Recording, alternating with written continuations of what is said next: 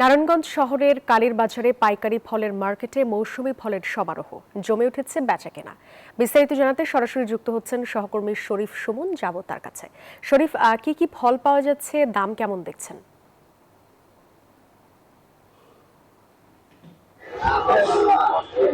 ধন্যবাদ সাদিয়া, আপনি যেমনটি বলছিলেন, আমরা এখন রয়েছি নারায়ণগঞ্জ শহরের কালীবাজার চারারোপ এলাকায় শীতলক্ষা নদীর তীরে গড়ে ওঠা এই বৃহত্তম ফলের মার্কেটে।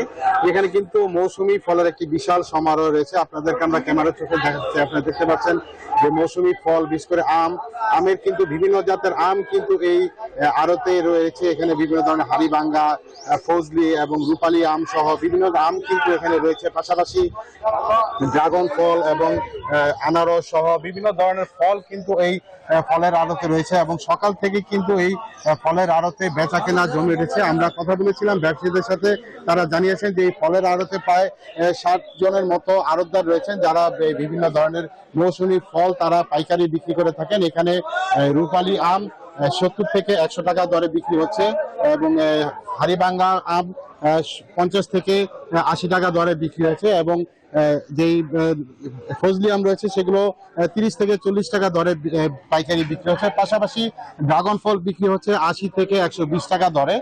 আপনাদেরকে জানিয়ে রাখি, এই ফলের আড়ত থেকে কিন্তু প্রতিদিন কোটি টাকার উপরে কিন্তু প্রতিদিন ফল বিক্রি করা হয়ে থাকে এবং দেশের বিভিন্ন স্থান থেকে কিন্তু প্রতিদিনই এই ট্রাক যোগে এবং নদী পথে কিন্তু এখানে বিভিন্ন ফল আসছে এবং এই ফলের কিন্তু বাজারে কিন্তু এই যে তারা রয়েছেন, তারা বলছেন যে তারা এই দীর্ঘদিন ধরে এই ফলের আড়তে তারা পাইকারি দরে তারা গ্রাহকদের কাছে কম দামে বিক্রি করে যাচ্ছেন।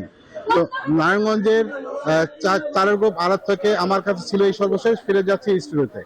শরীফ, ধন্যবাদ আপনাকে। প্রতি সপ্তাহে সর্বোচ্চবার বিকাশ পেমেন্টে 50 জন হবেন পেমেন্ট চ্যাম্পিয়ন। জিতে নিন টিভি সহ আকর্ষণীয় সব প্রাইজ।